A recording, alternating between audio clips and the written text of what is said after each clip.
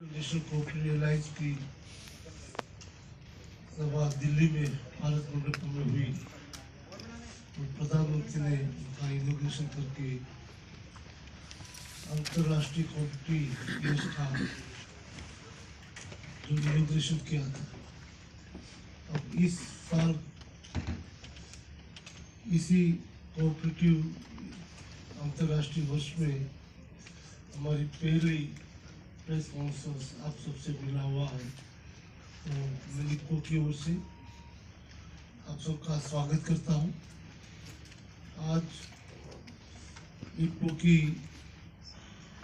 AGM हुई और इस एजीएम में इको का पारदर्शक जो तरक्की हो रही है उनका पूरा लेखा जोखा आम सभा में बताया गया। सभा ने उनको अनुमोदन किया।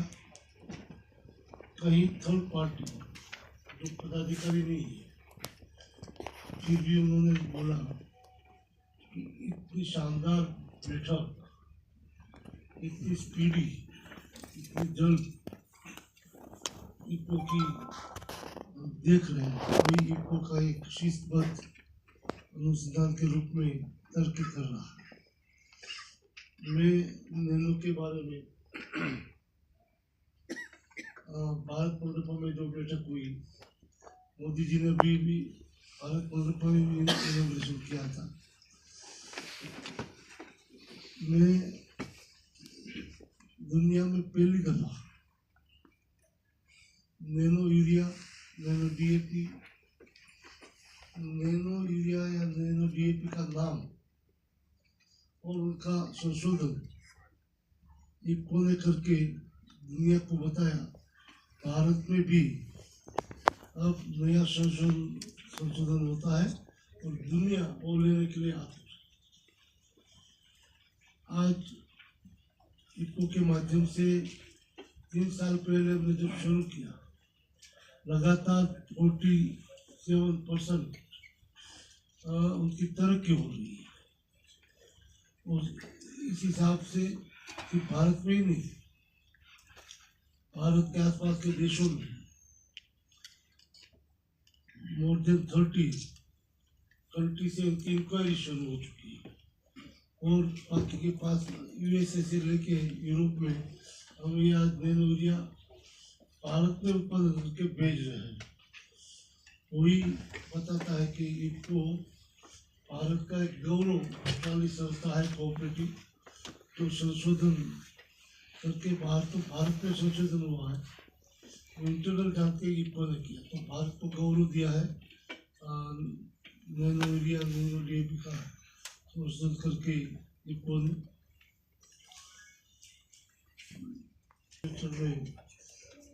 किसानों के लिए रखने वाला है। वो भी एक नई तरक्की होगी, भारत में ही नहीं दुनिया में नया संशोधन जो कर रहे हैं, दुनिया में पहली दफा ये सब संशोधन कर रहे हैं। सागरिका, स्पेशल और जैविक ऊतक जैसी बिक्री में लगातार वृद्धि हो रही है। ऑर्गेनिक के बारे में आज रुचि सबको है। सागरिका संपूर्ण ऑर्गेनिक के रूप में उनका उपयोग होता है। जो प्रसिद्ध सरकारी नेताओं को हर साल सरकारी रत्न और सहकारिता मंदिर अवार्ड देते हैं।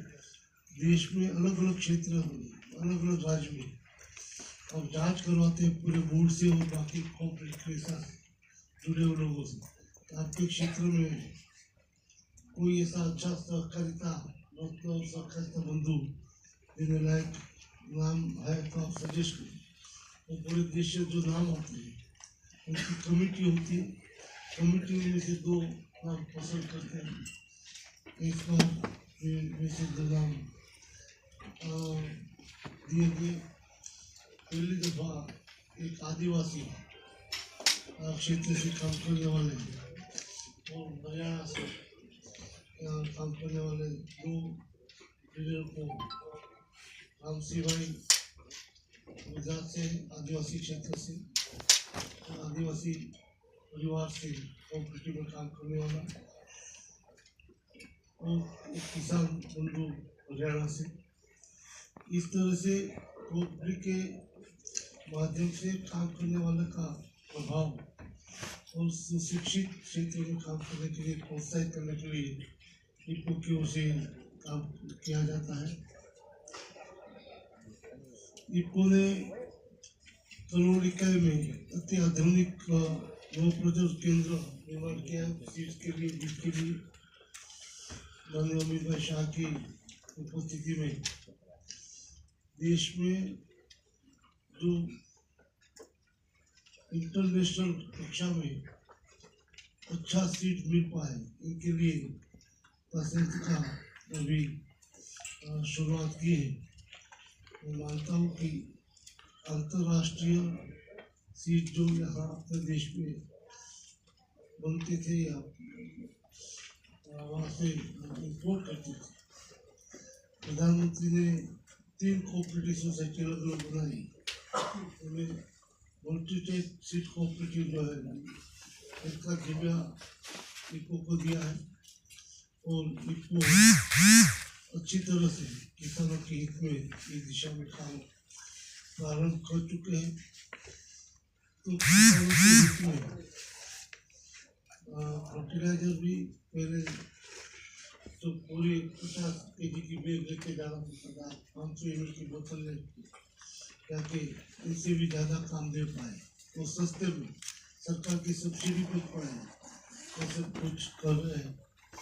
इसी तरह से इनको लगातार तरक्की करें।